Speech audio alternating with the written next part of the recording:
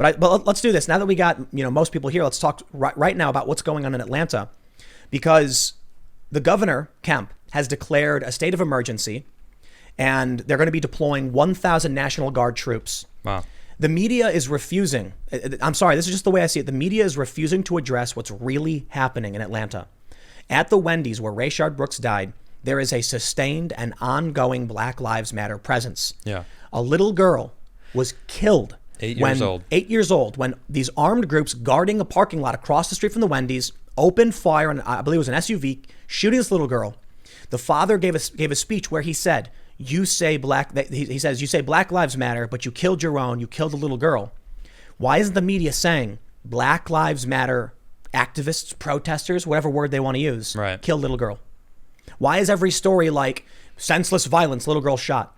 Yet if I guarantee you, if you had one guy out there wearing a Trump hat, they would have been like far-right extremists execute child. I mean, this has been going on. It happened in Chop, Chaz, whatever you want to call it. It's like a bunch of people were killed, and it's like the dad of the one of the guys that got killed out there was like, what is going on? Why the mayor's not calling me, but Trump called me. The president of the United States called me to say that it's a terrible thing that happened to you. And I'm just like, how is the mayor not? Because the mayor knows that kid's blood is on the mayor's hands. And the governor, both of them. Let me show this real quick just so I can make sure y'all have the context. This is from NPR. Georgia Governor Brian Kemp is activating up to 1,000 National Guard troops after a spate of shootings and protests in Atlanta over the weekend. 5 people died, including an 8-year-old girl, and at least 30 people were injured.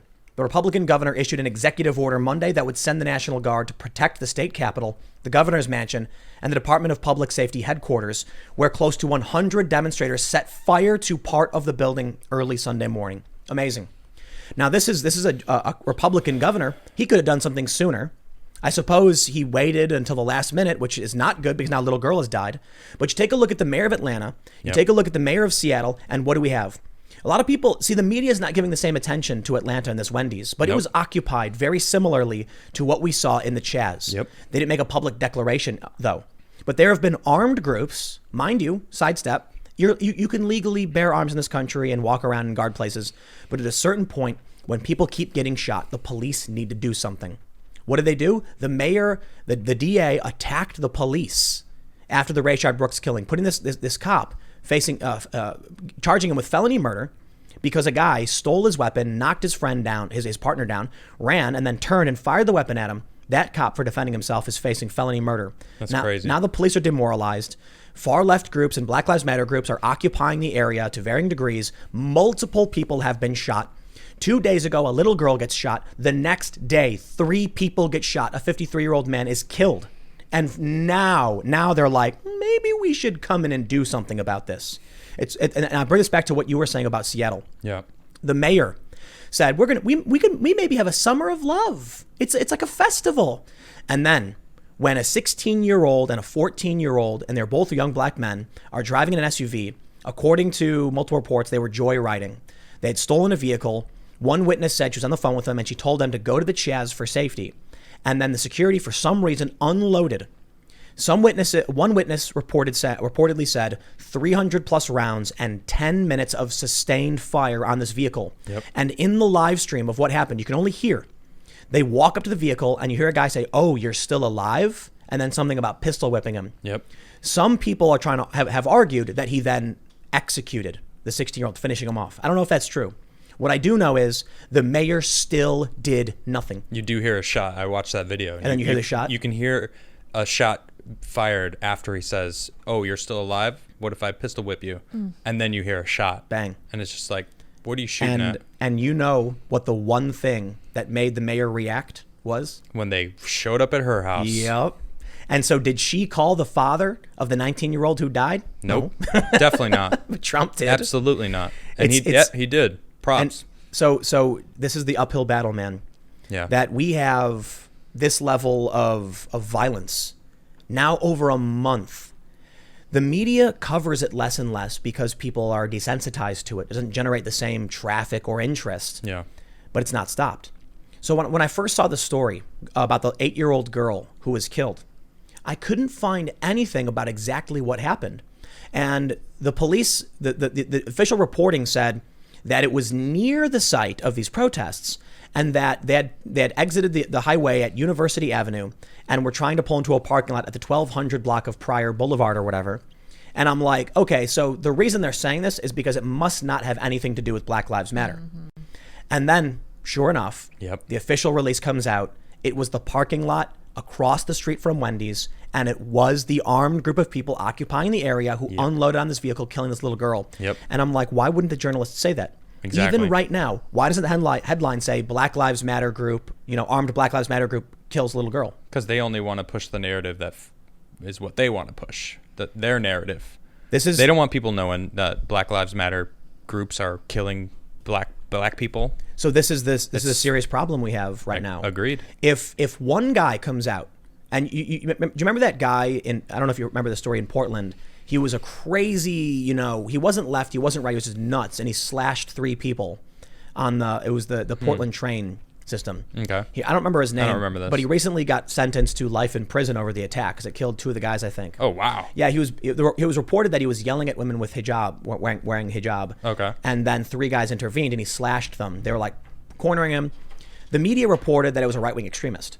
Okay. You actually look at his profile and the guy made no sense. He was like previously a Bernie supporter. He was a Balkanist. He wanted America broken up into different countries. Like, you could argue some things about him were right, some were left, but ultimately he was a crazy guy. And what does the media say? Far right. Of course. You get a bunch of conservatives who join Parler. It's like a different social network, and they say far right extremists, Nazis, and stuff like that. It's so easy. Oh no. Here's my favorite: the Boogaloo Boys. Yeah. During all the unrest, the beginning of last month, some dude in a white van opens up the side panel door, shoots 2 cops with a rifle, killing one of them. When they go to catch him, he kills another cop. He writes about killing cops. He writes "boog in blood," and then they say right wing. And I'm like, hold on. During the unrest, for George Floyd, a guy who says kill cops, like Antifa, actually does it. Now he's right wing. Now he's right wing. So when That's insane. So here's the thing: they can't call these Black Lives Matter people at the Wendy's right wing. That's true. So they just say senseless violence, Right. Armed group on the 1200 block, instead of saying at the site of the ongoing Black Lives Matter protests, armed Black Lives Matter individuals shot and killed a little girl as well as several other people. 5 people died over the last night. And they threw a firebomb through the window of a police department. They don't say it. Or the violence that's happening in New York or Chicago. Oh, the crime is just through the roof. It's crazy. Minnesota, all these places, the crime is skyrocketing. And you know what's people really are funny? being executed in broad daylight, walking their daughter. Man, did you see that video? I did. That makes me tear up a little bit. Just thinking about like that little girl was walking with her dad from her dad as he lays dying. She runs away. Man, and you know what really made me mad? She's gonna grow up. That upsets me a lot, man. That's sad. Let me explain this to everybody who hasn't seen it. I feel really bad for that little girl. There's a viral video right now. I think they're offering a reward. They're trying to track this guy down in New York City. There's a video of this. It's a man with his 4-year-old daughter. She's 4, right? I'm not sure how old she was. And they're walking across the street, and he stops with her, and he looks forward, and a car pulls up on the left side. He starts walking across the street, and they stop, and they start looking at something, and all of a sudden a gun points out of the vehicle, pop, and the dad falls down onto his back, and you see him shaking, and then everyone screams. The little girl runs away. That's what's happening in New York right now. And this kind of stuff has been happening in Chicago nonstop for decades. Elon Musk. Long time. You see Elon Musk tweet about this? Oh, what did he say? No, I missed it. I just, it makes me hope that people are starting to wake up to the problems that we're having. I hope so. And I do, especially in Chicago, blame Democrats for this. Absolutely. You want to talk about the national level Democrats, we can have that conversation. But I grew up in Chicago. Adam's from Chicago. Yep. This place has been just super majority Democrat forever. And the gun violence has only gotten worse. Elon Musk tweeted in response to someone saying like the bloodiest night in Chicago, over the past like decade or something. And he says, this shows something like the moral bankruptcy of the far left. There's no outrage over this. Yep, None. absolutely. And you know what bothers me? When I see the high level polarizing conversation around what's going on in Chicago, you do get people on the right saying no one cares about this. Black Lives Matter doesn't care about it. If Black Lives mattered, why wouldn't you talk about Chicago? Right. And then the high profile left just doesn't talk about it. The reality is in Chicago, they do. And they're constantly doing it. But you know what the issue is? The high profile political individuals, know that this will not play well enough for them to win power. So you have activists in Chicago, I have interviewed them, who are fighting, marching, and saying, stop the violence in our communities. Yeah. And what does the high-profile left and the high-profile Black Lives Matter do? Ignore it. Taxes, universal health care, Green New Deal, whatever this Marxist stuff is. And We'll get rid of Aunt Jemima.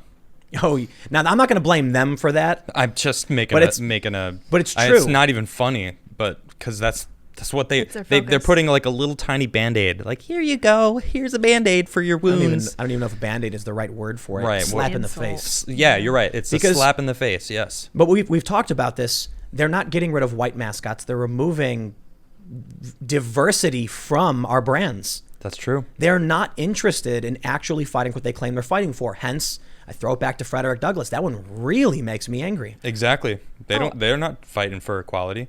No, man. I That's found not- the quote. That's not what it means. You found the quote? Yeah, I Was it did. Booker T? It was Booker T. Washington. Yes. Do you want me to read it? Yes. Of course. Okay, so it says, there is a class of colored people who make a business of keeping the troubles, the wrongs, and the hardships of the race before the public. Having learned that they are able to make a living out of their troubles, they've grown into a settled habit of advertising their wrongs, partly because they want sympathy and partly because it pays. Some of these people do not want the black man to lose his grievances because they do not want to lose their job. And he's using colorful language yes, from in the past. we literally can't colorful repeat. language. Yeah. So, what can you look up? What year was Booker? 1911. That was 1911. Mm-hmm. How amazing. 1911. Yep. And I wonder who he was referring to. I really do genuinely wonder. But I've got to say, you know, we're at a point now, you know, I don't know if you saw this. Joe Biden said that if when we beat Donald Trump, we won't just rebuild this country, we will transform it. Yeah. What does that mean? I don't know. What are you trying to say, Biden? Yeah. I'm not excited by that, to be honest. No, because of all the political people that I've seen, like, he's very racist, and he has a very racist. Many things that he has said, I'm just like I'm very political now. I'm not going back. And Biden, I'm looking into you, and you're a sleaze bag. Yeah. Seriously. He's so racist. It's like, and then people are calling me racist just because I'm voting for Trump. And it's like, do you know what Trump has done for minorities? Like, he's done a lot. He's done a lot. Yeah. There's plenty of, man, just starting to look into it. It was just like, whoa, he's, we can sit here all night talking about that, but it's besides the point what we're talking about. So it's Joe crazy, Biden man. wants They're to- spinning it. Joe Biden says he wants to transform this country. And the reason that's worrisome to me is not because I think Joe Biden himself is a far leftist, but that he's ceded ground in a desperate attempt to beat Trump. Yep. So I have to wonder if these people are willing to go as far as to tear down Frederick Douglass. I'm going to say it a million times because that dude was that's so far over the line. Yep. Like I don't even know the line went. They dragged us so far to the left.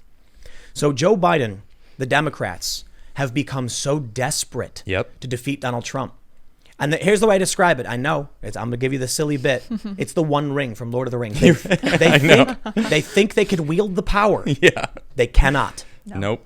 And so what happens? Joe Biden is going to bring the ring rays upon us. Mm-hmm. He is going to be like, it is a gift to the Democrats. We will use it to defeat our enemies. Then Antifa goes and destroys everything. And what happens? He gives them ground. Yep. And then what? Now you've got people advocating for tearing down Thomas Jefferson. Right. And you've put me in a position ever increasingly where I'm like, what's my compromise? With conservatives who I have marginal disagreements with, or with the far left who wants to burn it all to the ground? And literally they bring guillotines to people's homes in effigy. Right. So I'm like, oh. Was that Jeff Bezos? They put it in front of his house? Yeah, but they've gone to people's houses. They went back to the home of that St. Louis couple. I saw that. They're still there. They've had to board up their house and hire guards. I'm glad they hired guards. Me too. But they will come to your house. That's the mayor of Seattle learned that lesson the hard way. Yep. She thought she could wield the power. She thought she could. And what happened? They went to her house and she pulled that ring and she pulled off and threw it as far as she could. Yep. She came in and she crushed them, but it was too late. She tossed it over to New York. Yeah, De Blasio's like, yes. I can handle this. But I also wonder if it's actually just too late for them. Like what really happened was they tried using the One Ring, the far left as their advantage, and now they are being overrun by the evil, by the extremism. They can't stop it. Yep, they're being changed. It's taking over now that they've opened the door. begging for help. We must defeat Trump by any means necessary. And they say, we'll help you. And now they're taking over. Yeah. And the Democrats are panicked. And Joe Biden is the person saying, just let me be president and I'll give you half. How does that sound? Listen, fat, look fat, I'll give you half. I don't want to know what that's going to look like. That worries me.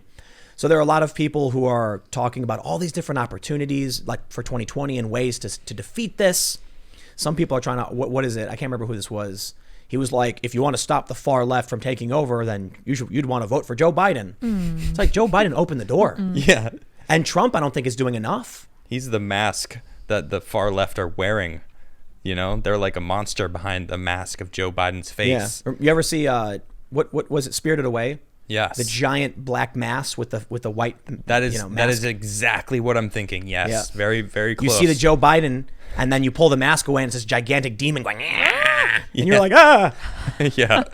So, man, now, like, I've been saying this for a while, that if you take if you can actually look at the New York Times data. I love showing this graph where it shows the left going like this, just like boom, Veering off. and the Republicans are like kind of a squiggly line, leaning slightly to the left. And I'm like, so where? Listen, if I'm kind of where Obama was in 08 in terms of policy ideas, that's fairly in the middle compared to where most Americans probably are. We don't change that much. Yeah. If I'm standing here and I look to my right, what do I see?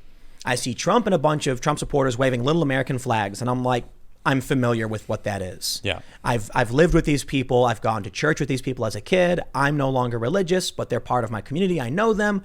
Man, do they sometimes get on my nerves. I look to my left. I don't see anything. So I climb up on a ladder, and I take my binoculars out, and there, all the way off in the distance, are a bunch of people burning things to the ground. I'm and surprised you can screaming. actually see them still. Seriously. Right. Well, yeah, you got to go way up, like at the top of the Sears Tower. It's a mountain. And so the analogy comes to this. If I had to make a compromise, I can take a few steps to the right as a moderate liberal, growing up, and say, listen, I'm going to give ground on these issues if you help me stop these crazy people who are coming to burn everything to the ground. Or you can go to Biden, who says, walk a couple 100 miles with me to meet these other people and see what they're all about. And I'm like, Can you walk that far, Biden? well, it's an analogy. He'll put him in his little electric scooter, his Zip rascal. Zip on over.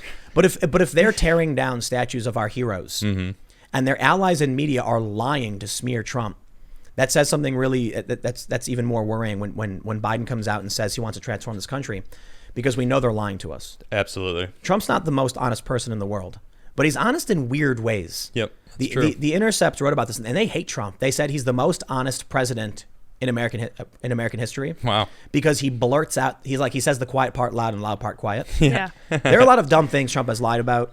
I've done a ton of videos on this. I know people are always like, what? It's like stupid things. It's like personal things. It's like, I can't think of anything off the top of my head. So yeah, I'm going to be put on the spot for that. Well, for sure. so obviously it's not newsworthy. If you can't even remember it, and you are inundated with news, and you should know. If all the people in this room, you would know. And the fact that you're coming at a loss to it, it's like, well, was that big of a deal? They exist. Obama lied too. Sure. All the administrations have lied. The specific thing that I always try to go to, it's on the tip of my tongue, is like, it was some really weird thing he lied about that was like a personal issue. That was like, why would he lie about that? Okay. And then there's like something right now where they said, why did Kristi Noem fly on Air Force One? And Kayleigh McEnany said, ask the Secret Service, but the Secret Service doesn't actually have anything to do with it. There's things like that. Okay. I ultimately don't really care about. It's like a gotcha, like, ooh, she had COVID. Like, why was she flying on the plane? But Trump, in the most famous moment, was like walking up to the White House, and there's like the helicopter noise. And then they were like, Trump, what's going on with this deal with Saudi Arabia? And he goes, it's going to be really great. They're going to give us so much money. Great for the economy. We're selling lots of weapons. Our weapons manufacturers love it. And, we want this deal. And then all of the anti-war progressives, their jaws just hit the floor like, did you just say what I did think you just said? Admit that Sure the did. U.S. economy is bolstered by these war manufacturers man. sending weapons to the Middle East? Trump didn't care. He's like, yep. And he said it. He was like, we got to make sure we get this deal. Otherwise, Russia or China will get it, and it's going to be great for their economies, but we want this deal. Yeah, that annoys me. The amount of people that love to make fun of him for this kind of stuff. But they're sitting on their phones, they're sitting on their computers, they're sitting enjoying the fruits of the factories that don't have any environmental regulations at all on the other side of the planet, destroying the planet that they're fighting for on their phones. They're like, oh, I can go on my phone and complain about the environment when they're on the phone built, from on the other side of the planet. So, oh man, it drives me nuts every time that comes up. There's that comic I often reference because whenever you bring this up, they're like, I can, it's a peasant saying we should improve society. Right. And then the guy pops out of the well saying, yet you live in society. This is them justifying the fact. Here's what they really think. I should be allowed to have a cell phone, but you should not. Yep. That's what they're saying. Boom. Listen, I'm going to complain about horrifying authoritarianism and child slave labor. Now, I understand all of the things I own are made by that, but I'm more effective this way. Yeah. It's you who shouldn't have it. This is the mistake made by all of these people. It is the false promise used over and over again throughout history. It is the 72 virgins in heaven. Yep. It is the when we enact socialism, you're going to have everything. That healthcare you always wanted? Yup, you'll get that. You'll finally have a voice. You see that man over there with that golden toilet in his massive skyscraper in New York? You should have that too. For no work at all. Agree with you. You don't us. have to work at all. That's what they want. They don't want to have to work at all. And isn't it funny that these people who are protesting, I mean, it's a shame, but right now they have no jobs. And they're protesting to fight for... Look, it's very, very simple. It has nothing to do with the individual and to a certain degree. Mm-hmm. If people do not have, they will demand, because humans will fight to survive. Yep. This is why some people theorize revolutions occurred in the Middle East during the Arab Spring because of a lack of food. They don't care how they get it. They're going to demand it, and it doesn't matter if it makes sense. So when you have a bunch of people who have lost their jobs, they're going to go out and protest for things like Marxism or communism or whatever, because they're literally like, I don't got food. I don't know how to get food. If this is the only thing I can do, I'm going to go do it. Not realizing if you go out and demand stuff for nothing from someone else, you're just stealing. You're just asking the state to steal for you. That's true. Yeah. Now, look, I get it. All of a sudden, every libertarian is popping up saying, did Tim just admit taxation is theft? To a certain extent, sure. But there's a difference between everyone pitching in to some kind of, community fund. Yeah, to fix the roads, to fix, and you don't have to run the electricity, and everything. Like, there's a lot that the taxes go into. Unfortunately, war. But That's true. If you don't like that system, that's a conversation, and we figured out. Have a conversation. Work. Get a job in government and start striving towards making the changes that you think should happen. Here's the thing: a discussion about whether or not we should all have to pitch in to support roads and infrastructure and security is one thing. To have a large group of people demanding that they produce nothing and deserve everything is something entirely different. Agreed, completely. They found a way in, and it's Black Lives Matter. They're using that name because they know you can't criticize them. You can, look at men. Have you seen the race? Was it F1? I think the race car drivers. Half of them kneeled and half of them stood. Yeah. But they all wore the same shirt. Or there was that soccer player woman who refused to kneel and everyone's cheering for her, but she still wore the shirt. Because there's a fine, there's the companies have straight up said they will cut you off unless you're in line with what we say. Yep. The intersectionalism is the new religion, and you must bow or else. That's why I'm pretty sure we're going to get banned at some point. I'm not even kidding. Smash that like button. I can't imagine we make it to November. I don't know. Yeah, now, we will. To be fair, they did remonetize people like Count Dankula. Yeah. So he got his channel back. That's good news. Many commentators got their channels back, so that's good news. Thanks for checking out this clip from the Timcast IRL podcast. We do the show live Monday through Friday at 8 p.m. If you want to catch the full show, tune in to this channel, subscribe, hit the like button, or check us out on iTunes and Spotify, and we will soon have this podcast up for free on all podcast platforms. Thanks for hanging out, and we'll see you all in the next episode.